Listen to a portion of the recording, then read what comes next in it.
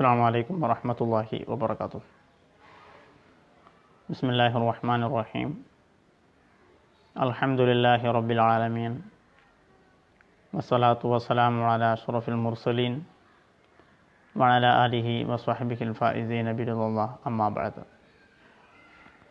ബഹുമാനമുള്ള സഹോദരങ്ങളെ, സാലിക് പ്രോഗ്രാമിൻ്റെ രണ്ടാമത്തെ എപ്പിസോഡാണ്. ഈ പ്രോഗ്രാം തുടങ്ങാൻ കാരണക്കാരനായത് പാനൂരടുത്തുള്ള എൻ്റെ ഒരു സുഹൃത്താണ്, അബ്ദുസ്സമദ് എന്നൊരു സുഹൃത്ത്. അദ്ദേഹത്തിൻ്റെ പിന്തുണയും നിർബന്ധവും സഹായവും കൊണ്ടാണ് ഇങ്ങനെ ഒരു പദ്ധതി ആവിഷ്കരിച്ചത്. അതുകൊണ്ട് ഇന്നത്തെ ചർച്ച അബ്ദുസ്സമദ് ചോദിച്ച ഒരു ചോദ്യത്തെ പറ്റി ആയിക്കൊള്ളട്ടെ എന്ന് വിചാരിച്ചാണ് ഇന്നിവിടെ നിങ്ങളെ മുമ്പിൽ വരുന്നത്. ഈ മഹാപ്രപഞ്ചത്തെ മുഴുവനും സൃഷ്ടിച്ച് പരിപാലിക്കുന്ന അല്ലാഹു സുബ്ഹാനഹു വ തആല എന്തുകൊണ്ടാണ് വിശുദ്ധ ഖുർആൻ മനുഷ്യനെ മാത്രം പ്രമേയമാക്കി രചിച്ചിരിക്കുന്നത്? മനുഷ്യൻ മാത്രം ഖുർആനിൻ്റെ ഒരു ലക്ഷ്യമായി പ്രത്യേകം ഗൗനിക്കപ്പെട്ടിരിക്കുന്നത് എന്തുകൊണ്ടാണ്? ലോകത്ത് എത്രയോ ജീവജാലങ്ങളുണ്ടായിട്ട് അള്ളാഹുവിനെ സംബന്ധിച്ചിടത്തോളം ഈ മനുഷ്യൻ്റെ ജീവിതം, മനുഷ്യൻ്റെ നിയമം, മനുഷ്യൻ്റെ പ്രവർത്തനം, മനുഷ്യൻ എങ്ങനെ ആവണം, മനുഷ്യൻ എങ്ങനെ ആവരുത് എന്ന് മാത്രമാണല്ലോ പറയാനുള്ളത്. എന്തുകൊണ്ട് പ്രപഞ്ചത്തിലെ മറ്റു ഭാഗങ്ങളൊന്നും അള്ളാഹുവിനെ സംബന്ധിച്ചിടത്തോളം ഇമ്പോർട്ടൻ്റ് അല്ലേ എന്ന ഒരു സംശയം അദ്ദേഹം വാട്സപ്പിലൂടെ ചോദിക്കുകയുണ്ടായി. നമ്മുടെ ഈ പ്രപഞ്ചത്തിൻ്റെ ഘടനയെക്കുറിച്ചുള്ള ആധുനിക അണ്ടർസ്റ്റാൻഡിങ് യഥാർത്ഥത്തിൽ നമുക്കുണ്ടായിട്ടുള്ളത് ബിഗ് ബാങ് തിയറിയുടെ ആവിഷ്കരണത്തോടു കൂടിയാണ്. അതിനു മുമ്പ് നമ്മുടെ ഈ സൗരയൂഥത്തിലെ ഒരു മിൽക്കി വേയിലെ ഒരു സൗരയൂഥം എന്നതിൻ്റെ അപ്പുറത്തേക്ക് നമ്മുടെ കാഴ്ച അല്ലെങ്കിൽ നമ്മുടെ പഠനങ്ങൾ വികസിച്ചിട്ടുണ്ടായിരുന്നില്ല. എന്നാൽ കോടാനുകോടി ഗാലക്സികളിലെ ഒരു ഗാലക്സി മാത്രമാണ് നമ്മൾ ഉൾക്കൊള്ളുന്നത് എന്ന തിരിച്ചറിവ് മനുഷ്യനെ സംബന്ധിച്ചിടത്തോളം വളരെ വലിയ പ്രാധാന്യമുള്ള ഒരു കണ്ടെത്തൽ കൂടിയായിരുന്നു. ഇന്ന് നമുക്കറിയാം, നമ്മുടെ സൗരയൂഥം എന്ന് പറയുന്നത് മിൽക്കി വേയുടെ ബാഹ്യപരിധിയുടെ അറ്റത്താണ് നിൽക്കുന്നത്.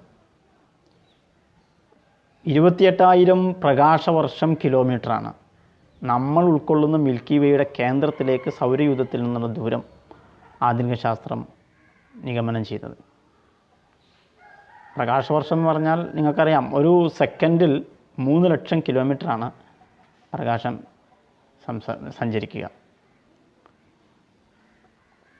അങ്ങനെ ഒരു മിനിറ്റ് നമ്മൾ അത് കാൽക്കുലേറ്റ് ചെയ്താൽ, ഞാനിന്ന് വെറുതെ ഇങ്ങനെ ഇരുന്നിട്ട് ഇന്നിങ്ങനെ ഈ പ്രോഗ്രാമിൽ സംസാരിക്കാൻ വേണ്ടിയിട്ട് ഞാനിങ്ങനെ ഇരുന്ന് കാൽക്കുലേറ്റ് ചെയ്ത് നോക്കി.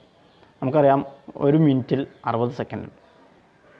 അപ്പോൾ ഒരു മണിക്കൂറിൽ 60 മിനിറ്റ് ചേർത്താൽ 3600 സെക്കൻഡ് കിട്ടും. അങ്ങനെ അതിനെ 24 കൊണ്ട് ഗുണിച്ചാൽ 10 സെക്കൻഡുകൾ കിട്ടും. ഇങ്ങനെ 365 ദിവസം അതിനെ ഗുണിച്ചാൽ ആ ഓരോ സെക്കൻഡിലും പ്രകാശം സഞ്ചരിക്കുന്നത് കാൽക്കുലേറ്റ് ചെയ്ത് നോക്കിയപ്പോൾ 94,608 എന്ന് എഴുതിയിട്ട് അതിൻ്റെ വലതുവശത്ത് 8 പൂജ്യമിട്ടാൽ അത്രയാണ് ഒരു വർഷത്തെ പ്രകാശം സഞ്ചരിക്കുന്ന ദൂരം. ഇങ്ങനെ 28,000 വർഷം തുടർച്ചയായി സഞ്ചരിച്ചാൽ നമ്മൾ ഇന്ന് ഉൾക്കൊള്ളുന്ന ഈ മിൽക്കി വേയിൽ നിന്ന്, മിൽക്കി വേയുടെ കേന്ദ്രത്തിലേക്ക് സൗരയൂഥത്തിൽ നിന്ന് എത്തിച്ചേരാൻ പറ്റും. അപ്പോൾ ഈ പ്രപഞ്ചത്തിൻ്റെ വലുപ്പവും വ്യാസവും ഒന്ന് സങ്കല്പിച്ചാൽ മതി. കോടാനുകോടി ഗാലക്സികളിലെ ഒരു ഗാലക്സിയുടെ ആരമാണ്, അല്ലെങ്കിൽ നമ്മൾ നിൽക്കുന്നിടത്തേക്കുള്ള ആരമാണ് നാം ഈ പറയുന്നത്. ഇത്രയും ബൃഹത്തായ ഈ സൃഷ്ടിപ്രപഞ്ചം നിശ്ചിതമായ നിയമങ്ങൾക്ക് വിധേയമായിട്ടാണ് പ്രവർത്തിച്ചു കൊണ്ടിരിക്കുന്നത് എന്ന് എല്ലാവർക്കും അറിയാവുന്ന ഒരു പരമാർത്ഥമാണ്. നമ്മൾ കടയിൽ നിന്നൊരു സാധനം വാങ്ങിക്കൊണ്ട് വന്നാൽ അതിൻ്റെ പാക്കിലുണ്ടാവും അതിൻ്റെ കണ്ടൻറ്റ് എന്താണെന്ന്. നമ്മൾ താമസിക്കുന്ന ഈ പ്രപഞ്ചത്തിൻ്റെ കണ്ടൻറ്റ് എന്താണ് എന്നറിയുവാനുള്ള ഒരു ശ്രമം വളരെ നൂറ്റാണ്ടുകൾക്ക് മുമ്പ് മനുഷ്യരാരംഭിച്ചിട്ടുണ്ട്. നമ്മൾ സ്കൂളിൽ പഠിച്ചിട്ടുള്ളത് മൂലകങ്ങൾ എന്ന്, നൂറ്റിച്ചില്ലാനം മൂലകങ്ങളാണ് ഇതുവരെ ശാസ്ത്രം മനസ്സിലാക്കിയിട്ടുള്ളത്. ഈ നൂറ്റിച്ചില്ലാനം മൂലകങ്ങൾ കൊണ്ടാണ് ഈ പ്രപഞ്ചത്തിലെ കടലും കടലാടിയും പൂവും പൂവാടിയും ഒക്കെ സൃഷ്ടിക്കപ്പെട്ടിട്ടുള്ളത്. നാം കാണുന്ന ഈ ദൃശ്യപ്രപഞ്ചം മുഴുവനും ഈ മൂലകങ്ങൾ കൊണ്ട് മാത്രം നിർമ്മിക്കപ്പെട്ടതാണ്. ഉദാഹരണം പറഞ്ഞാൽ നമ്മൾ 26 അക്ഷരങ്ങളാണ് ഇംഗ്ലീഷ് ഭാഷയിലുള്ളത്. ആ അക്ഷരങ്ങൾ കൊണ്ടാണ് ലോകത്തെ കോടാനുകോടി മനുഷ്യർ ഇംഗ്ലീഷ് ഭാഷ സംസാരിച്ചു കൊണ്ടിരിക്കുന്നത്, അവർക്ക് ആവശ്യമുള്ള വാക്കുകൾ രൂപപ്പെടുത്തിക്കൊണ്ടിരിക്കുന്നത്, എത്രയോ പുസ്തകങ്ങൾ വിരചിതമായിട്ടുള്ളത്. എല്ലാത്തിൻ്റെയും ബേസ് ഈ 26 അക്ഷരങ്ങളാണ്. ഈ 26 അക്ഷരങ്ങൾ പല വിധേന ഓർഗനൈസ് ചെയ്യുമ്പോൾ അതിൽ നിന്ന് രൂപപ്പെടുന്ന വാക്കുകൾ, ആശയങ്ങൾ, വാചകങ്ങൾ അത് വളരെ വിപുലമാണ്.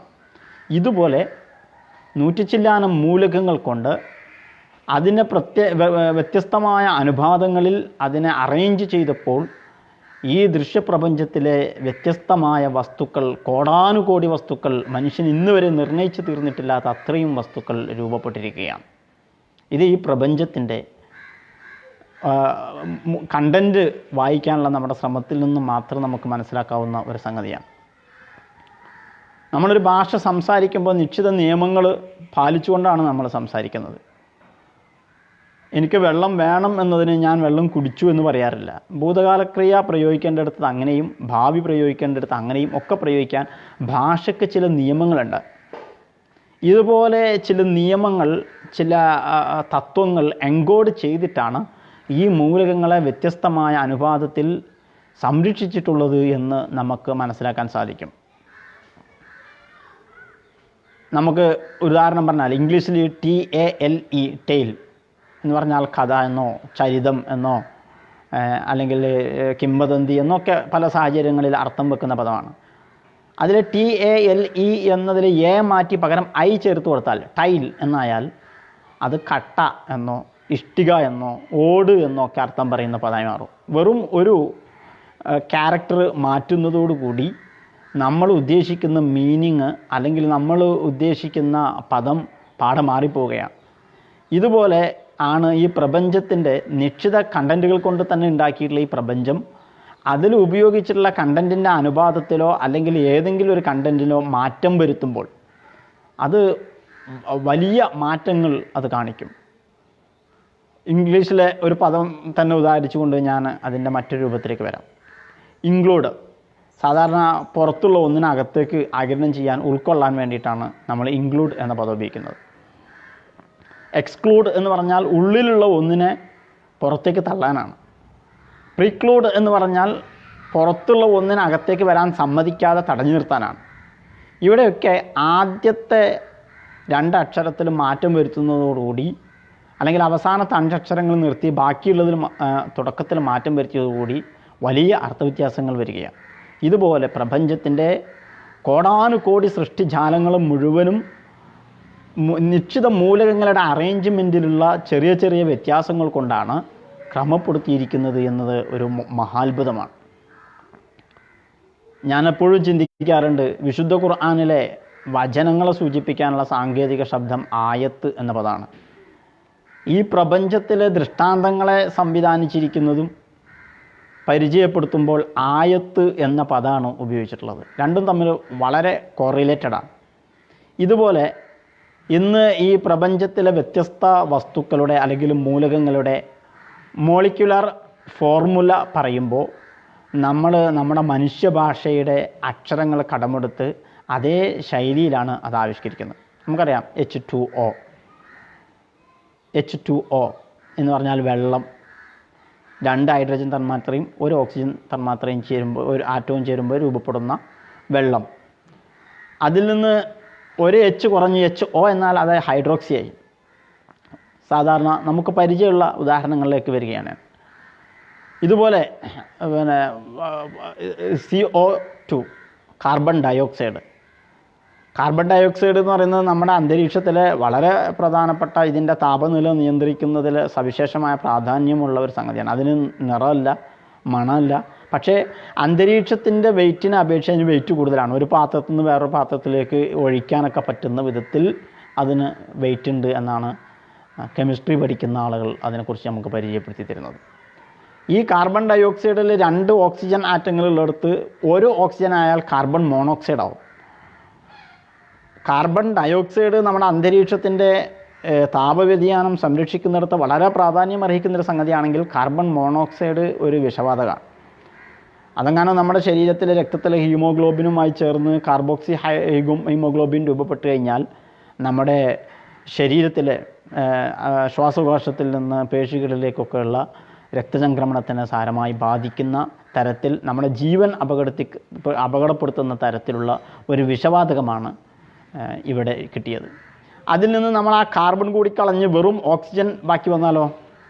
ഓക്സിജൻ എന്ന് പറയുന്നത് നമ്മുടെ ജീവവായുവാണ്. അതില്ലെങ്കിൽ നമുക്ക് ജീവിക്കാനേ കഴിയില്ല. ഒരു ഓക്സിജൻ തന്മാത്ര ഒരു കാർബൺ ആറ്റം അപ്പുറത്ത് കൂടിക്കഴിഞ്ഞപ്പോൾ അപകടം സംഭവിച്ചെങ്കിൽ ആ കാർബൺ മാറ്റി ഓക്സിജൻ മാത്രം നിർത്തിയപ്പോൾ നമ്മുടെ നിലനിൽപ്പിൻ്റെ ലോകത്തെല്ലായിടത്തുമുള്ള സകല ജീവജാലങ്ങളുടെയും എന്നൊക്കെ നമ്മൾ കണ്ടിട്ടുണ്ട്. ഞാൻ ഓർമ്മിക്കുന്നത് കഴിഞ്ഞ വർഷം നവംബറിൽ ഒരു ന്യൂസ് വന്നിട്ടുണ്ടായിരുന്നു. ഫാക്ട് ഇൻക്വസ്റ്റ് എന്ന് പറയുന്ന ഒരു വെബ്സൈറ്റിൽ കണ്ട ഓർമ്മയിൽ പറയാം. നമ്മുടെ ഡൽഹിയിൽ ഓക്സിപ്യൂർ എന്ന് പറയുന്ന ഒരു ഓക്സിജൻ ബാർ തുടങ്ങി. കാരണം ഈ ശക്തമായ അന്തരീക്ഷ മലിനീകരണം കൊണ്ട് പലർക്കും ശ്വാസതടസ്സം പോലെയുള്ള പ്രയാസങ്ങളുള്ളത് കൊണ്ട് 15 മിനിറ്റ് ഈ ബാറിൽ വന്നിട്ട് ഓക്സിജൻ മാസ്ക് വെച്ച് കഴിഞ്ഞാൽ 200 ഇടയ്ക്ക് റേഞ്ച് പോയതാണ്. അപ്പോൾ ഈ 15 മിനിറ്റിന് 299 രൂപക്ക് ഓക്സിജൻ ശ്വസിക്കാനുള്ള സംവിധാനം ബാറ് നമ്മുടെ നാട്ടിൽ വരിക. കാരണം വേണ്ടത്ര ഓക്സിജൻ ശരീരത്തിൽ ഇല്ലാത്തത് കൊണ്ടുള്ള പ്രയാസങ്ങൾ തരണം ചെയ്യാൻ വേണ്ടിയിട്ടാണ്. അപ്പോൾ ഓക്സിജൻ എന്ന് പറയുന്നത് നമ്മളെ സംബന്ധിച്ചിടത്തോളം വളരെ പ്രധാനപ്പെട്ട ഒരു സംഗതിയാണ്. ഒരു 5 സെക്കൻഡ് ഓക്സിജൻ കിട്ടിയില്ലെങ്കിൽ എന്ത് സംഭവിക്കും? ഒന്നും സംഭവിക്കാനൊന്നുമില്ല. പക്ഷെ ഒരു 30 സെക്കൻഡ് കിട്ടിയില്ലെങ്കിൽ അപകടമാണ്, ആൾ മരിച്ചു പോകുന്നതാണ് മെഡിക്കൽ സയൻസ് അറിയുന്ന ആളുകൾ നമുക്ക് പറഞ്ഞു തരുന്നത്. പക്ഷെ 5 സെക്കൻഡ് കൊണ്ട് നമ്മുടെ ശരീരത്തിനൊന്നും സംഭവിക്കില്ല എന്ന് പറഞ്ഞാലും ഇവിടെ സംഭവിക്കുന്ന പലതുമുണ്ട്. നമ്മൾ കണ്ടുപരിചയമായിട്ടുള്ള പലതും, നമ്മളെ താജ്മഹലും പാർലമെൻറ്റ് മന്ദിരവും പിസയിലെ ഗോപുരവും ബുർജ് ഖലീഫയൊക്കെ അടുത്ത സെക്കൻഡിൽ പൊടിയായി പോകും. സകല കോൺക്രീറ്റ് കെട്ടിടങ്ങളും പൊടിയായി പോകും. കാരണം ഈ കോൺക്രീറ്റ് തന്മാത്രകളെ പരസ്പരം ബന്ധിപ്പിക്കുന്ന ബൈൻഡിങ് ആറ്റം ഓക്സിജനാണ്. ഓക്സിജൻ ഇല്ലാതായി കഴിഞ്ഞാൽ പിന്നെ അതൊക്കെ പൊടിയായി പോകും. അതുപോലെ കോൺക്രീറ്റ് ഉണ്ടാക്കാൻ ഉപയോഗപ്പെടുത്തിയിട്ടിരിക്കുന്ന ലോഹങ്ങൾ, അവിടെ വിഘടനം സംഭവിക്കും. കാരണം ഈ ലോഹങ്ങൾ പരസ്പരം ഉരസാതിരിക്കാൻ വേണ്ടിയിട്ട് അവിടെ ഓക്സിഡേഷൻ എന്ന് പറയുന്നൊരു രാസപ്രക്രിയ നടക്കുന്നുണ്ട്. ആ ഓക്സിഡേഷൻ നടക്കാൻ ആവശ്യമായ ഓക്സിജൻ ലഭിക്കാതാവുമ്പോൾ ഇവിടെ വിഘടനം സംഭവിക്കും, അതങ്ങനെ തകർന്നു പോകും.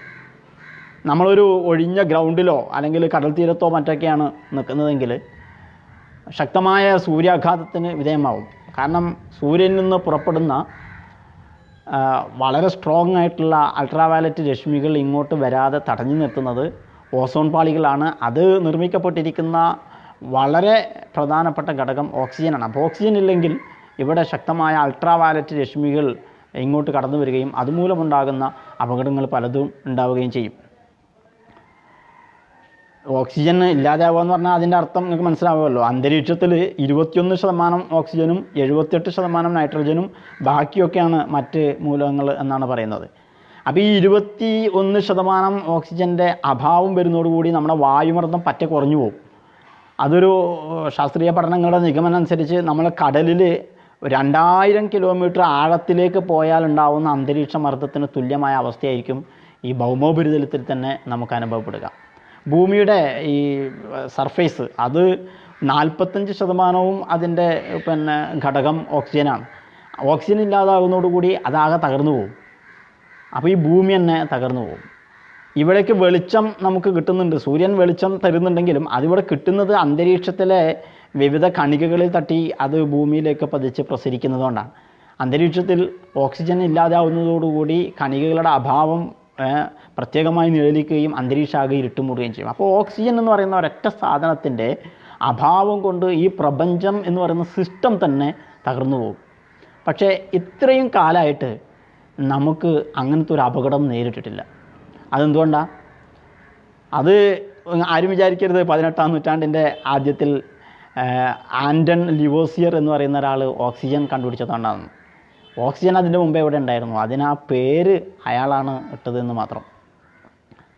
ഇത്രയും നൂറ്റാണ്ടുകളായി, സഹസ്രാബ്ദങ്ങളായി പ്രപഞ്ചം ഉണ്ടായത് മുതൽ ഇതുവരെ ഒരു തകരാറുമില്ലാതെ ഈ അന്തരീക്ഷ വ്യവസ്ഥ നിലനിന്നു പോകുന്നത് കൃത്യമായ അനുപാതത്തിൽ ഓക്സിജൻ, ഞാനൊരു ഉദാഹരണം മാത്രമാണ് ഓക്സിജനെ കൊണ്ടുവന്നത്, അത് ഇവിടെ നിലനിൽക്കുന്നത് കൊണ്ടാണ്. ഒരു സംഗതി ഒരു നിശ്ചിത അനുപാതത്തിൽ നിലനിന്ന് പോകണമെങ്കിൽ കൃത്യമായ ഒരു നിയമ സംവിധാനത്തിന്, ഒരു പ്രോഗ്രാമിങ്ങിന് വിധേയമായിട്ട് മാത്രമേ അതുണ്ടാവുകയുള്ളൂ എന്നത് നമുക്കറിയാവുന്ന ഒരു വസ്തുതയാണ്. ഒരു ട്രെയിൻ അതിൻ്റെ നിശ്ചിതമായ ട്രാക്കിലൂടെ തന്നെ സഞ്ചരിക്കണമെങ്കിൽ അതിനെ അങ്ങനെ കൺട്രോൾ ചെയ്യപ്പെടണം എന്ന കാര്യത്തിൽ നമുക്ക് സംശയമില്ല.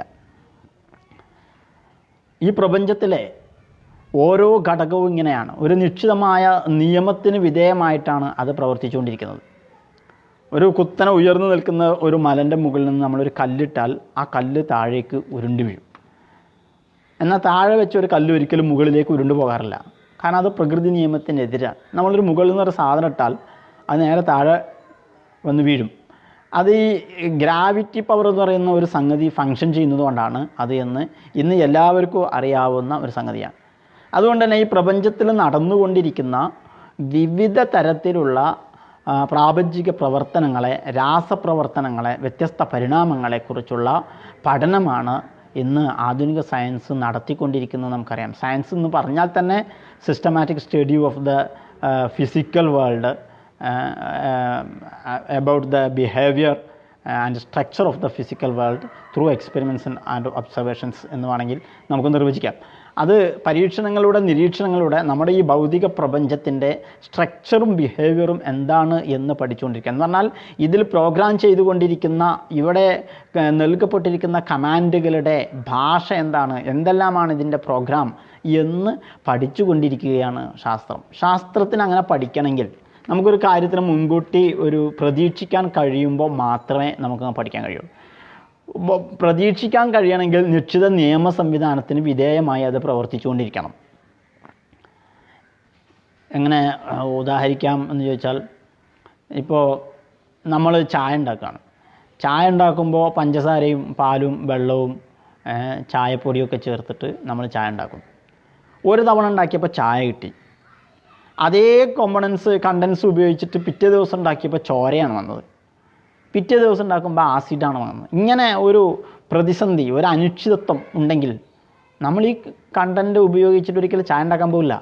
നേരെ മറിച്ച് ഈ പറയുന്ന കണ്ടൻറ്റ് ഈ പറയുന്ന രീതിയിൽ സംവിധാനിച്ചാൽ അത് ചായ ആകുമെന്ന് നമുക്ക് കൃത്യമായിട്ട് അറിയാം. അതുകൊണ്ട് എല്ലായ്പ്പോഴും ഈ നിയമം പാലിക്കപ്പെടുന്നു എന്നതുകൊണ്ടാണ് നമുക്ക് ചായ ഉണ്ടാക്കാൻ പറ്റുന്നത്. ഇത് എപ്പോഴും അങ്ങനെ തന്നെയാണ്, എല്ലായിടത്തും അങ്ങനെയാണ്. നമ്മൾ കടയിൽ പോയിട്ട് വീട് പെയിൻറ്റ് ചെയ്യാൻ വേണ്ടിയിട്ട് ഒരു ബക്കറ്റ് പെയിൻറ്റ് കൊണ്ടുവന്നു, വൈറ്റ് കളർ. വീട്ടിലെത്തിയിട്ട് നമ്മൾ ചുമരിൽ അത് വാഷ് ചെയ്യുമ്പോൾ അതിന്ന് ചുവന്ന കളറാണ് വരുന്നതെങ്കിൽ നമ്മൾ ദേഷ്യം പിടിച്ച് കടയിൽ തിരിച്ചു കൊണ്ടുപോയി കൊടുക്കും. കടയിൽ പോയപ്പോൾ ഇത് വൈറ്റ് ആണല്ലോ എന്ന് പറഞ്ഞ് കടക്കാരനെടുത്തിട്ട് ചുമരിലടിച്ച് നോക്കുമ്പോൾ വീണ്ടും അത് വൈറ്റ്. അങ്ങനെ സംഭവിക്കുമോ? ഒരിക്കലും സംഭവിക്കില്ല. ഫിസിക്കൽ വേൾഡിൻ്റെ നിയമങ്ങളൊക്കെ സാർവത്രികമായിരിക്കും, എപ്പോഴും ഒരുപോലെ. അപ്പോൾ എപ്പോഴും ഒരുപോലെ ഇത് പാലിക്കാൻ കഴിയും എന്നതുകൊണ്ടാണ് നമ്മൾ ചില കാര്യങ്ങൾ ഒരാൾ ചോദിച്ചാൽ തന്നെ ബ്ലണ്ടറാന്ന് പറയും. ഇപ്പോൾ ഉദാഹരണത്തിന്, നിൻ്റെ വീട്ടിലെ ഫാന് വലത്തോട്ടാണോ ഇടത്തോട്ടാണോ കറങ്ങുന്നത്, അല്ലെങ്കിൽ നേരത്തെ ഇട്ടപ്പോൾ അത് വലത്തോട്ടാണ് കറങ്ങി, ഇപ്പം എന്താ ഇടത്തോട്ട് കറങ്ങുന്നത് എന്നാരും ചോദിക്കാറില്ല.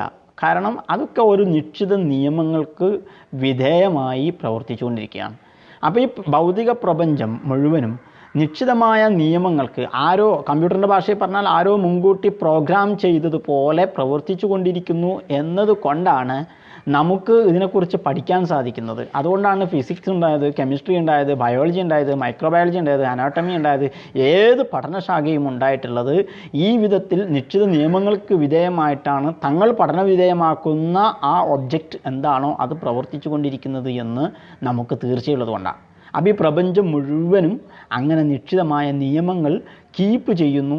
ഇത് അനിശ്ചിതത്വത്തിൽ അല്ല നീങ്ങുന്നത്, ഇതൊരു യാദൃച്ഛികമായുള്ള പ്രവർത്തനങ്ങളല്ല ഇവിടെ കണ്ടുകൊണ്ടിരിക്കുന്നത് എന്ന് നമുക്ക് ഉറപ്പുണ്ട്. വിശുദ്ധമായ ഖുർആൻ ആ കാര്യം നമ്മളോട് പ്രത്യേകമായി എടുത്തു പറയുകയാണ്. അവലം യറൗ ഇലാ മാ ഖലഖല്ലാഹു മിൻ ഷൈഇൻ. അല്ലാഹു തആല പടച്ചിട്ടുള്ള എന്തെല്ലാം വസ്തുക്കളുണ്ട്, എന്തെങ്കിലും ഒന്ന് ഇവർ കണ്ടിട്ടുണ്ടോ, ഇവർ നോക്കുന്നുണ്ടോ? യതഫയ്യഉ ളിലാലുഹു അനിൽ യമീനി വശമാഇലി സുജ്ജദൻ ലില്ലാഹ്. അള്ളാഹുവിന് സുജൂദ് ചെയ്തുകൊണ്ട് അവ വലത്തോട്ടും ഇടത്തോട്ടും അതിൻ്റെ നിഴലിങ്ങനെ ചാഞ്ചാടുകയാണ്. അള്ളാഹുവിന് സുജൂദ് ചെയ്തുകൊണ്ട് എന്ന് പറയുമ്പോൾ പലപ്പോഴും സാധാരണഗതിയിൽ ഇസ്ലാം വിമർശകരൊക്കെ കൂടെ ഉദ്ധരിച്ച് സംസാരിക്കാറുള്ള ഒരു വിഷയമാണ്. സൂര്യൻ സുജൂദ് ചെയ്യുന്നു എന്നൊക്കെ പരാമർശമുണ്ട്. സൂര്യൻ മാത്രമല്ല, ഈ പ്രപഞ്ചത്തിലുള്ള സകലതും അള്ളാഹുവിന് സുജൂദ് ചെയ്യുന്നു എന്ന് വിശുദ്ധ ഖുർആൻ പറയാം. സുജൂദ് എന്ന് പറയുന്നത് ഒരു സാങ്കേതിക ശബ്ദമാണ്. നമുക്കറിയാം അക്സാ ഗായത്തുൽ ഖുളൂ എന്നാണ് അതിന് പറയുക. ഒരാൾക്ക് വിധേയപ്പെടുന്നതിൻ്റെ പരമാവധി വിധേയത്വം കാണിക്കുക, അതാണ് സുജൂദ്. ഈ പ്രപഞ്ചത്തിലുള്ള സകലതും അള്ളാഹുവിന് പരമാവധി എന്ന് പറഞ്ഞാൽ അതിന് നിശ്ചയിക്കപ്പെട്ടിട്ടുള്ള നിയമങ്ങളെ പരമാവധി പാലിച്ച് മുന്നോട്ട് പോകുന്നു എന്നാണ് പറഞ്ഞതിൻ്റെ അർത്ഥം. വലില്ലാഹി യസ്ജുദു മാ ഫിസ് സമാവാതി വമാ ഫിൽ അർളി മിൻ ദാബ്ബ. ആദ്യം പറഞ്ഞെടുത്ത് മാ എന്നാണ് ഉപയോഗിച്ചത്. അത് അചേതന പദാർത്ഥങ്ങളെ ഉപയോഗിക്കാനാണ്, അചേതന വസ്തുക്കളെ ഉപയോഗിക്കാൻ വേണ്ടിയിട്ടാണ്. രണ്ടാമത് പറയുമ്പോൾ മിൻ ദാബ്ബത്തിൻ, വലില്ലാഹി യസ്ജുദു മാ ഫിസ് സമാവാതി വമാ ഫിൽ അർളി മിൻ ദാബ്ബ. ഈ ഭുവനവാനങ്ങളിലുള്ള സകല ജീവികളും വൽ മലായികത്തു, മലക്കുകൾ വിശേഷിച്ചും അള്ളാഹുവിന് ഇതുപോലെ അവൻ്റെ നിയമങ്ങൾക്ക് പരമാവധി വിധേയത്വം പ്രകടിപ്പിച്ചു കൊണ്ടിരിക്കുകയാണ്. പരമാവധി അതിന് ചെയ്യാവുന്നതിൻ്റെ അക്സാഗായത്തിൽ അതിന് വഴങ്ങിക്കൊണ്ടിരിക്കുകയാണ് എന്ന് വിശുദ്ധമായ ഖുർആൻ നമ്മോട് പറയുന്നു. വഹും ലാ യസ്തക്ബിറൂൻ. അത് ആവില്ല എന്ന് പറഞ്ഞ് പ്രപഞ്ചത്തിൻ്റെ പ്രകൃതിയുടെ നിയമങ്ങൾക്ക് വിരുദ്ധമായി ചലിക്കുക എന്നത് അവരിൽ നിന്നും ഉണ്ടാവുകയേയില്ല. യഖാഫൂന റബ്ബഹും മിൻ ഫൗഖിഹിം. അവരുടെ മേലായ റബ്ബിനെ, അവരുടെ മുകളിൽ ഇത് സംവിധാനിച്ചിരിക്കുന്ന കർത്താവിനെ അവർ ഭയപ്പെടുകയാണ്. യഫ്അലൂന മാ യുഅ്മറൂൻ. അവരോട് കൽപ്പിക്കപ്പെട്ടിരിക്കുന്ന വിധത്തിൽ അവർ കൃത്യമായി പ്രവർത്തിച്ചു കൊണ്ടിരിക്കുകയാണ്. അതായത് ഈ പ്രപഞ്ചം മുഴുവനും യഫ്അലൂന മാ യുഅ്മറൂൻ, അത് പ്രോഗ്രാം ചെയ്യപ്പെട്ടിരിക്കുന്ന അതേ വിധത്തിൽ അത് മുന്നോട്ട് പോയിക്കൊണ്ടിരിക്കുന്നു എന്നാണ് വിശുദ്ധമായ ഖുർആൻ നമ്മോട് പറയുന്നത്. ഒരിക്കലും അതിന് നൽകിയിട്ടുള്ള ഒരു കമാൻഡിന് എതിരെയുള്ള ഒരു ഔട്ട്പുട്ട് അതിൽ നിന്നൊരിക്കലും വരുന്നില്ല. നമുക്കറിയാം, നമ്മൾ സാധാരണ ക്ലോക്ക് വലത്തുനിന്ന് ഇടത്തോട്ടാണ് കറങ്ങുന്നത്. എന്നാൽ നമ്മൾ തവാഫ് ചെയ്യുമ്പോൾ കഅബയെ പ്രദക്ഷിണം ചെയ്യുന്നത് സാധാരണ ക്ലോക്ക് ഇടത്തുനിന്ന് വലത്തോട്ടാണ് കറങ്ങുന്നത്. എന്നാൽ കഅബയെ നമ്മൾ പ്രദക്ഷിണം ചെയ്യുന്നത് വലത്തുനിന്ന് ഇടത്തോട്ടാണ്. കഅബ ഇടതുവശത്ത് വരുന്നത് പോലെ ആൻറ്റി ക്ലോക്ക് വൈസ് ആയിട്ടാണ് നമ്മൾ കഅബയെ ചുറ്റിക്കൊണ്ടിരിക്കുന്നത്. നമ്മളെ ഈ ഭൂമി മൊത്തത്തിൽ നോക്കിയാൽ അത് സൂര്യന് ചുറ്റും ആൻറ്റി ക്ലോക്ക് വൈസായിട്ട് ഇങ്ങനെ കറങ്ങിക്കൊണ്ടിരിക്കുകയാണ്. നമ്മുടെ സൗരയൂഥം മിൽക്കി വേയുടെ കേന്ദ്രത്തിനെ അത് ആൻറ്റി ക്ലോക്ക് വൈസായിട്ട് കഅബയുടെ ചുറ്റും നമ്മൾ തവാഫ് ചെയ്യുന്ന അതേ രൂപത്തിൽ കറങ്ങിക്കൊണ്ടിരിക്കുകയാണ്. നമ്മുടെ ഈ ക്ഷീരപഥം മൊത്തത്തിൽ ഈ പ്രപഞ്ചത്തിൽ അതിങ്ങനെ കറങ്ങിക്കൊണ്ടിരിക്കുന്നത് ആൻറ്റി ക്ലോക്ക് വൈസായിട്ടാണ്. ഈ പ്രപഞ്ചം മൊത്തം ആൻറ്റി ക്ലോക്ക് വൈസായിട്ട് കറങ്ങുക എന്ന് പറയുന്നൊരു നിശ്ചിത നിയമത്തിനെ പാലിച്ചുകൊണ്ടിരിക്കുന്നു. അപ്പോൾ നമ്മുടെ ഈ നമ്മളൊരു ഫാനിൻ്റെ കേന്ദ്രത്തിൽ നിന്ന് ഒരു ഫാനിൻ്റെ സെൻറ്ററിലൊരു പുള്ളിയിട്ട് അതിൻ്റെ ഇപ്പുറത്തൊരു പുള്ളിയിട്ട് അതിൻ്റെ മുകളിലേക്കൊരു പുള്ളിയിട്ട് ഇങ്ങനെ അറ്റം വരെ പുള്ളിയിട്ട് വന്നാൽ ഓരോ പുള്ളിയും ഒരു ആൻറ്റി ക്ലോക്ക് വൈസായിട്ട് ഇങ്ങനെ കറങ്ങുന്നത് പോലെ ഈ പ്രപഞ്ചം നമ്മുടെ പരിശുദ്ധമായ കഅബ സെൻട്രലായി സങ്കല്പിച്ചിട്ട് അതിൻ്റെ ചുറ്റിലേക്കും ഇങ്ങനെ കറങ്ങുന്നതായി സങ്കല്പിച്ചു കഴിഞ്ഞാൽ ഈ പ്രപഞ്ചം മൊത്തം ആൻറ്റി ക്ലോക്ക് വൈസിൽ ഇങ്ങനെ കറങ്ങിക്കൊണ്ടിരിക്കുന്ന മഹാത്ഭുതം ഈ ഫിസിക്കൽ വേൾഡിൻ്റെ സ്ട്രക്ചർ പഠിക്കുമ്പോൾ ശാസ്ത്രലോകം നമ്മോട് പറഞ്ഞിരിക്കുകയാണ്. ഞാൻ വേറൊരു ഉദാഹരണം പറയാം. നമ്മൾ കൃത്രിമമായിട്ടുണ്ടാക്കിയിട്ടുള്ള ആണവ റിയാക്ടർ. നമ്മുടെ ആണവ റിയാക്ടറും പ്രപഞ്ചത്തിൽ പ്രാപഞ്ചികമായ ഒരു ആണവ റിയാക്ടർ ഉണ്ട്, അത് സൂര്യനാണ്. ഈ രണ്ട് ആണവ റിയാക്ടറുകളുടെ പ്രവർത്തനം നമുക്ക് നിരീക്ഷിച്ചാൽ നമ്മളുണ്ടാക്കിയ ആണവ റിയാക്ടറുകളിൽ പ്രവർത്തനം നടക്കുന്നത് അണുവിഘടനമാണ്, ന്യൂക്ലിയർ ഫിഷൻ ആണ്. സൂര്യനിൽ നടന്നുകൊണ്ടിരിക്കുന്നത് അണു സംയോജനമാണ്. ഇതിൻ്റെ എത്രയോ ഇരട്ടി പവറുള്ള അണു സംയോജനം അല്ലെങ്കിൽ ന്യൂക്ലിയർ ഫ്യൂഷൻ ആണ് നടന്നുകൊണ്ടിരിക്കുന്നത്. ആണവ റിയാക്ടറിലും നമ്മൾ ഉപയോഗിക്കാറുള്ള ആണവ ബോംബ് രണ്ടിലും ഒരേ തത്വമാണുള്ളത്. എന്ന് പറഞ്ഞാൽ ആദ്യത്തേതിൽ പ്രതിപ്രവർത്തനം നടക്കുന്നത് നിയന്ത്രണ വിധേയമാണ്, രണ്ടാമത്തേതിൽ നിയന്ത്രണം വിധേയമല്ല എന്ന് മാത്രം. ഒരു പ്രതിപ്രവർത്തനം ഒരിക്കൽ ആരംഭിച്ചു കഴിഞ്ഞാൽ അതങ്ങനെ തുടർന്നുകൊണ്ടേയിരിക്കും, അത് നിൽക്കില്ല, അത് തുടർന്നുകൊണ്ടേയിരിക്കും, കൂടുതൽ ഊർജം ഉൽപ്പാദിച്ചുകൊണ്ടേയിരിക്കും, അവസാനം അത് പൊട്ടിത്തെറിക്കും. അങ്ങനെ പൊട്ടിത്തെറിക്കും എന്നതാണ് അണുബോംബിൻ്റെ സംവിധാനം. അങ്ങനെ പൊട്ടിത്തെറിക്കാതിരിക്കാൻ വളരെ ശക്തമായ അനേകം കമ്പ്യൂട്ടറുകൾ കൊണ്ട് പ്രോഗ്രാം ചെയ്ത് അതിനെ ശക്തമായ നിയന്ത്രണ വിധേയമാക്കി നിർത്തിയിരിക്കുന്നു എന്നതാണ് നമ്മുടെ ആണവ റിയാക്ടറിൻ്റെ ടെക്നോളജി നമ്മോട് പറയുന്നത്. അപ്പോൾ ഇതുപോലെ ഒരു ആണവ റിയാക്ടർ, പ്രപഞ്ചത്തിലെ ആണവ റിയാക്ടറായിട്ട് നമ്മൾ ഉദാഹരണത്തിനെടുത്ത് സൂര്യനെ ഒന്ന് സങ്കല്പിച്ച് നോക്കുക. അവിടെ ഇതിൻ്റെ എത്രയോ ഇരട്ടി, എത്രയോ മടങ്ങ് ശക്തിയുള്ള ന്യൂക്ലിയർ ഫ്യൂഷൻ നടന്നുകൊണ്ടിരിക്കുകയാണ്. പക്ഷേ അതിപ്പോഴും പൊട്ടിത്തെറിച്ചിട്ടില്ല. നിരന്തരം ഈ ആ സൂര്യൻ ഉണ്ടായത് മുതൽ ഈ പ്രപഞ്ചത്തിൽ വെളിച്ചം തരുന്നു, ചൂട് തരുന്നു, ഇന്ധനങ്ങൾ തരുന്നു, ഊർജം തരുന്നു. ഏതൊക്കെ ഭാഷയിൽ അത് നമുക്ക് ആവിഷ്കരിക്കാമോ അങ്ങനെയൊക്കെ പറഞ്ഞോളൂ. അങ്ങനെ ഈ നിരന്തരം പ്രവർത്തിച്ചു കൊണ്ടിരിക്കുന്ന ഈ സൂര്യൻ ഇതുവരെ പൊട്ടിത്തെറിച്ചിട്ടില്ല. അത് നമുക്ക് കാണാൻ പറ്റാത്ത ചില കമ്പ്യൂട്ടർ സിസ്റ്റം പോലെയുള്ള ഒരു പ്രോഗ്രാമിങ്ങിന് വിധേയമായി അതിനെ കൺട്രോൾ ചെയ്ത് അതിൻ്റെ അകത്ത് നിയന്ത്രണ വിധേയമായി പ്രവർത്തിച്ചു കൊണ്ടിരിക്കുകയാണ്. യഫ്അലൂന മാ യുഅ്മറൂൻ, അത് പ്രോഗ്രാം ചെയ്യപ്പെട്ടിരിക്കുന്നത് പോലെ അത് പ്രവർത്തിച്ചു കൊണ്ടിരിക്കുകയാണ്. നമ്മുടെ ആണവ റിയാക്ടറൊക്കെ സൂര്യനായിട്ട് താരതമ്യം ചെയ്ത് നോക്കിയാൽ വെറും കുട്ടികളെ കളിപ്പാട്ടം പോലെയാണ്. ഇപ്പോൾ എൻ്റെ മോൻ്റെ ചെറിയ JCB ഒക്കെ ഉണ്ട്, പ്ലാസ്റ്റിക് കൊണ്ടുണ്ടാക്കിയ. അപ്പോൾ നമ്മൾ ആ ഒറിജിനൽ JCBയും ഈ JCBയും തമ്മിൽ താരതമ്യം ചെയ്യുന്നത് പോലെയാണ് നമ്മളുണ്ടാക്കിയ ആണവ റിയാക്ടറും സൂര്യനും ഒക്കെ താരതമ്യം ചെയ്ത് നോക്കിയാൽ. അതിൻ്റെ അതിശയോക്തി, അതൊരു അതിശയകരമായ പ്രവർത്തനം, അത് നമുക്കങ്ങനെ വിശദീകരിക്കാനൊന്നും കഴിയില്ല. പരിശുദ്ധമായ ഖുർആൻ വളരെ സുന്ദരമായി അതിനെ പറഞ്ഞു. വശംസു തജ്രീ മുസ്തഖറിൻ ലഹ, ഒരു മുസ്തഖറിലൂടെ, ഒരു മുസ്തഖറിന് വിധേയമായി സൂര്യൻ സഞ്ചരിച്ചു കൊണ്ടിരിക്കുകയാണ്. എന്താണ് മുസ്തഖർ എന്ന് പറഞ്ഞാൽ? മലയാളത്തിൽ നമുക്ക് വേണമെങ്കിൽ അയനം എന്ന് പറയാം. അയനം എന്ന മലയാള വാക്ക് പരിചയം ഉണ്ടാവും. സൂര്യൻ, നമ്മളിപ്പോൾ ചില കാലത്ത് നമ്മൾ നടന്നു പോകുമ്പോൾ നമ്മുടെ വലതുവശത്തായിരിക്കും നിഴലുണ്ടാവുക, ചില സമയത്ത് ഇടതുവശത്തായിരിക്കും. ഇത് സൂര്യൻ്റെ ദക്ഷിണായനവും ഉത്തരായനവും മൂലം സംഭവിക്കുന്നതാണ് നമുക്കറിയാം.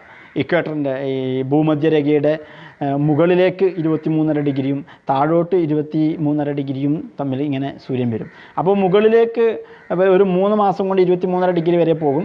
അടുത്ത 3 മാസം കൊണ്ട് തിരിച്ച് അത് ഭൂമധ്യരേഖ വരും. അടുത്ത 3 മാസത്തിനുള്ളിൽ അത് താഴേക്കുള്ള ദക്ഷിണ ധ്രുവത്തിലേക്ക് അഭിമുഖമായിട്ട് അങ്ങോട്ട് പോകും. ഇങ്ങനെയുള്ള ആ ഉത്തരായന ദക്ഷിണായന രേഖകളെ അതിന് നമുക്ക് പരിചയമുണ്ട്. അതുകൊണ്ടാണ് ഇവിടെ കാലാവസ്ഥ വ്യതിയാനങ്ങൾ ഉണ്ടാകുന്നത്, ഋതുഭേദങ്ങൾ ഉണ്ടാകുന്നത് നമുക്കറിയാവുന്ന സംഗതിയാണ്. അയനം എന്ന, അത് മലയാളത്തിലേക്ക് സംസ്കൃതത്തിൽ നിന്ന് വന്ന പദമാണ്. അതിൻ്റെ അർത്ഥം വഴി, പാത, സഞ്ചാരം, പ്രവേശനദ്വാരം, അതുപോലെ പ്രാപ്യസ്ഥാനം, വാസസ്ഥലം എന്നൊക്കെ അർത്ഥം വെക്കാം. അറബിയിൽ മത്തുല എന്ന് പറയുന്നതിന് സമാനമായ പദമാണ് അയനം എന്ന് പറയുന്ന ഈ വാക്ക്. ബഹുമാനപ്പെട്ട ഇമാം ഹസൻ റളിയല്ലാഹു അൻഹു 13 നൂറ്റാണ്ടുകൾക്ക് മുമ്പ് തന്നെ വിശുദ്ധ ഖുർആൻ്റെ ഈ ആയത്തിൻ്റെ വ്യാഖ്യാനം ബഹുമാനപ്പെട്ടവർ പറഞ്ഞിട്ടുള്ളത്, ഇന്നൽ ശംസി ഫിസ്സനത്തി 360 മത്ല, ഒരു വർഷത്തിൽ 360 അയനം സൂര്യനുണ്ട് എന്നാണ്. ഫഹിയ തജ്രി ഫി തിൽക്കൽ മനാസിൽ, ആ സഞ്ചാരപാതകളിലൂടെ ആണ് സൂര്യൻ സഞ്ചരിച്ചു കൊണ്ടിരിക്കുന്നത്. വഹുവ മുസ്തഖറുഹ, അതാണ് ഈ ആയത്തിൽ സൂര്യൻ്റെ മുസ്തഖർ എന്ന് പരിചയപ്പെടുത്തിയിട്ടുള്ളത് എന്ന് ബഹുമാനപ്പെട്ട ഹസൻ റളിയല്ലാഹു അൻഹു അതിന് തഫ്സീർ പറഞ്ഞത് കാണാം. അപ്പോൾ വശംസു തജ്രീ മുസ്തഖറിൻ ലഹ, നിശ്ചിതമായ അതിൻ്റെ ആ ഒരു വഴിയിലൂടെ, അതിന് നിശ്ചയിച്ചിട്ടുള്ള ആ ഒരു ചാനലിലൂടെ തന്നെ സൂര്യൻ സഞ്ചരിക്കുകയാണ്. ഈ മുസ്തഖർ എന്നതിന് മുഫസ്സിറുകൾക്കിടയിൽ വ്യത്യസ്ത വ്യാഖ്യാനങ്ങളുണ്ട്. സന്ദർഭോചിതമായ ഒരു വ്യാഖ്യാനം ഞാൻ ഉദ്ധരിക്കുക മാത്രമാണ് ചെയ്തിട്ടുള്ളതെന്ന് ഓർമ്മപ്പെടുത്തുകയാണ്. അപ്പോൾ ഇത് പ്രപഞ്ചത്തിലെ മുഴുവൻ പ്രവർത്തനങ്ങളെയും ഈ രീതിയിലാണ് സംവിധാനിക്കപ്പെട്ടിരിക്കുന്നത് എന്ന് പരിശുദ്ധമായ ഖുർആൻ നമ്മെ ഓർമ്മപ്പെടുത്തുകയാണ്. പ്രിയപ്പെട്ടവരെ, നമ്മളൊരു റോബോട്ട് ഉണ്ടാക്കിയെന്ന് വിചാരിക്കാം. ആ ഒരു റോബോട്ട് പ്രവർത്തിക്കുന്നത് നമ്മൾ അതിൽ കൊടുത്തിട്ടുള്ള പ്രോഗ്രാം ചെയ്തിട്ടുള്ള രീതി അനുസരിച്ചിട്ടായിരിക്കും. കണ്ണൂരിൽ ഒരു ഹോട്ടലിൽ ഭക്ഷണം വിതരണം ചെയ്യാൻ വേണ്ടി 3 റോബോട്ടുകളെ കൊണ്ടുവന്ന വാർത്ത ഈ അടുത്ത് നമ്മൾ കണ്ടിട്ടുണ്ട്. എന്തായിരിക്കും ആ കടയുടമയുടെ ധൈര്യം? അതിന് പ്രോഗ്രാം ചെയ്തതുപോലെ യഫ്അലൂന മാ യുഅ്മറൂൻ, അതിന് പ്രോഗ്രാം ചെയ്തതുപോലെ അത് പ്രവർത്തിച്ചു കൊണ്ടിരിക്കും എന്ന് ആ കടയുടമക്ക് തീർച്ചയുള്ളത് കൊണ്ടാണ് അത് അവിടെ പ്രയോജനപ്പെടുത്തുന്നത്. ഇത് തന്നെയാണ് ഈ പ്രപഞ്ചത്തിൻ്റെ മൊത്തം സിസ്റ്റം എന്നാണ് ഞാൻ പറഞ്ഞു വന്നത്. ഇവിടെ ഞാനൊരു കാര്യം നിങ്ങളെ പ്രത്യേകം ഓർമ്മപ്പെടുത്താൻ ആഗ്രഹിക്കുകയാണ്. റോബോട്ട് എന്ന വാക്കിൻ്റെ അർത്ഥം എന്താണ്? റോബോട്ട് എന്ന വാക്കിൻ്റെ അർത്ഥം യന്ത്രമനുഷ്യനോ അല്ലെങ്കിൽ കൃത്രിമ മനുഷ്യനോ ഒക്കെ വേണമെങ്കിൽ പറയാം. പക്ഷെ അത് ഇപ്പോൾ ഉണ്ടായ അർത്ഥമാണ്. നമ്മളിപ്പോൾ കാൽക്കുലേറ്റർ അല്ലെങ്കിൽ പിന്നെ കമ്പ്യൂട്ടർ എന്നൊക്കെ പറയുമ്പോൾ ആ പറയപ്പെടുന്ന ഡിവൈസുകൾ കണ്ടെത്തുന്നതിന് മുമ്പും ഭാഷയിൽ കമ്പ്യൂട്ട് ചെയ്യുക, കാൽക്കുലേറ്റ് ചെയ്യുക എന്നുള്ള പദങ്ങളുണ്ടല്ലോ. കണക്കൂട്ടുക എന്നാണ് അർത്ഥത്തിലാണ് അത് ഉപയോഗിക്കുന്നത്. ഇതുപോലെ പിന്നീട് ആ ഡിവൈസുകൾ കണ്ടെത്തിയപ്പോൾ ആ ഡിവൈസുകൾക്ക് നമ്മൾ കാൽക്കുലേറ്റർ അല്ലെങ്കിൽ കമ്പ്യൂട്ടർ എന്നൊക്കെ നാമകരണം ചെയ്തു. ഇതുപോലെ റോബോട്ട് കണ്ടെത്തുന്നതിന് മുമ്പ് ആ പദത്തിന് എന്തായിരുന്നു അർത്ഥം? നമ്മളിന്ന് ഉണ്ടാക്കിയിട്ടുള്ള പിന്നെ കൃത്രിമ മനുഷ്യനെ രൂപപ്പെടുത്തുന്നതിന് മുമ്പ് ആ പദത്തിൻ്റെ അർത്ഥം എന്തായിരുന്നു? 1920 പ്രശസ്ത ചെക്കോസ്ലോവേക്യൻ നാടകകൃത്തായ കാറൽ കാപ്പക് എഴുതിയ ഒരു നോവലുണ്ട്. റോസംസ് യൂണിവേഴ്സൽ റോബോട്ട്സ് എന്നാണ് അതിൻ്റെ പേര്. അത് ഇംഗ്ലീഷ് ഭാഷയിൽ അതിൻ്റെ പരിഭാഷ നമുക്ക് വായിക്കാൻ കിട്ടും. ഈ റോസംസ് യൂണിവേഴ്സൽ റോബോട്ട്സ് എന്ന് പറയുന്ന ഈ നോവലിലെ മനുഷ്യ തൊഴിലാളികളെ എന്ന് പറഞ്ഞാൽ നമ്മളെപ്പോലുള്ള തൊഴിലാളികളെ, മനുഷ്യരായ തൊഴിലാളികളെയാണ് റോബോട്ട് എന്ന പദം ഉപയോഗിച്ച് പരിചയപ്പെടുത്തിയിട്ടുള്ളത്. അതിൽ നിന്നാണ് നമ്മൾ ഈ റോബോട്ട് എന്ന വാക്ക് സ്വീകരിക്കുന്നത്. റോബോട്ട എന്ന ചെക്ക് ഭാഷയിലെ പദത്തിൻ്റെ അർത്ഥം അടിമത്തം എന്നാണ്. റോബോട്ട് എന്ന് പറഞ്ഞാൽ അടിമ എന്നാണ് അർത്ഥം. അപ്പോൾ റോബോട്ട് എന്ന് പറഞ്ഞാൽ അടിമ, അബ്ദ് എന്നാണ് അതിൻ്റെ അർത്ഥം. ഈ പ്രപഞ്ചം മുഴുവനും ഓരോ റോബോട്ടുകളാണ്. ഇതൊരു അടിമയാണ്. അത് പ്രോഗ്രാം ചെയ്തിരിക്കുന്ന ആളുടെ സംവിധാനം, തീരുമാനം അതിന് വിധേയമായി പ്രവർത്തിച്ചു കൊണ്ടിരിക്കുകയാണ്. വഹുവല്ലദീ ഖലഖൽ ലൈല വന്നഹാർ വശംസ വൽ ഖമർ കുല്ലും ഫി ഫലകിൻ യസ്ബഹൂൻ. പരിശുദ്ധമായ ഖുർആൻ കാണാം, രാത്രിയെ പ്രോഗ്രാം ചെയ്തത്, പകലിനെ പ്രോഗ്രാം ചെയ്തത്, സൂര്യനെ പ്രോഗ്രാം ചെയ്തത്, ചന്ദ്രനെ പ്രോഗ്രാം ചെയ്തത് എല്ലാം അള്ളാഹുവാണ്. ഈ സൂര്യചന്ദ്രാദികളെല്ലാം കുല്ലും ഫി ഫലകിൻ യസ്ബഹൂൻ അതിന് നിശ്ചയിക്കപ്പെട്ടിട്ടുള്ള ഭ്രമണപഥങ്ങളിലൂടെ സഞ്ചരിച്ചു കൊണ്ടിരിക്കുകയാണ്. അതിന് നൽകപ്പെട്ടുള്ള കമാൻഡ് അനുസരിച്ച് മാത്രം മുന്നോട്ട് പോയിക്കൊണ്ടിരിക്കുകയാണ്. അപ്പോൾ ഈ പ്രപഞ്ചം മുഴുവനും ഓരോ തരത്തിലുള്ള റോബോട്ടുകളാണ്. അതിലേക്ക് നിശ്ചയിക്കപ്പെട്ടിട്ടുള്ള പ്രോഗ്രാമിംഗ് അനുസരിച്ച് അത് മുന്നോട്ട് പോകുന്നു. ഇതിനെയാണ് യഫ്അലൂന യുഅ്മറൂൻ എന്ന് വിശുദ്ധമായ ഖുർആൻ പറഞ്ഞിട്ടുള്ളത്. അപ്പോൾ പിന്നെ നമ്മൾ നിൻ്റെ വീട്ടിലെ ക്ലോക്ക് 12 ഇങ്ങനെ ഇപ്പുറത്തേക്ക് 11 പിന്നെ 10 അങ്ങനെ കറങ്ങുന്നത് എന്താ എന്ന് ആരും ചോദിക്കാറില്ല. കാരണം ആരും ചോദിക്കേണ്ടി വരില്ല. അത് പ്രവർത്തനം നിലക്കുന്നത് വരെയും അത് സംവിധാനിച്ചിട്ടുള്ളത് വലത്തുവശത്തേക്ക് കറങ്ങുക, ഇടത്തുനിന്ന് വലത്തോട്ട് കറങ്ങുക എന്നുള്ളതാണ്. അപ്പോൾ പിന്നെ അതിനെക്കുറിച്ച് ചോദ്യങ്ങളില്ല, അവിടെ സംശയങ്ങൾ ഉന്നയിക്കുന്നില്ല. അത് നിലച്ചു പോയിട്ടുണ്ടെങ്കിൽ അതിനെ സജീവമാക്കാൻ വേറെ എന്തെങ്കിലും വഴികളുണ്ടോ എന്ന് ആലോചിക്കുക എന്നതല്ലാതെ അതെന്താണ് ഓപ്പോസിറ്റ് ദിശയിൽ കറങ്ങുന്നത് എന്നൊരിക്കലും ചിന്തിക്കുന്നില്ല. റോബോട്ടിക്കായിട്ട് പ്രവർത്തിക്കുന്ന ഓരോന്നിൻ്റെ സ്വഭാവം അതാണ്. എന്നാൽ നിങ്ങൾ കുറേ റോബോട്ട് ഉണ്ടാക്കി എന്ന് സങ്കല്പിക്കാം. നിങ്ങളുണ്ടാക്കിയ അസംഖ്യം റോബോട്ടുകളിൽ ഒന്നിന് നിങ്ങൾ പ്രോഗ്രാം ചെയ്തിരിക്കുന്ന രീതി അനുസരിച്ച് തന്നെ അതിന് പ്രത്യേകമായൊരു ഇൻ്റലിജൻസ് ഉണ്ട്, ബുദ്ധി ഉണ്ട്, ധിഷണയുണ്ട്, അതിന് മൈൻഡുണ്ട്, അതിന് ഭാവനയിൽ കാണാൻ, സങ്കല്പിക്കാൻ ഒക്കെ, ഓർമ്മകളെ രൂപപ്പെടുത്താൻ ഒക്കെ സാധിക്കുന്നുണ്ട്.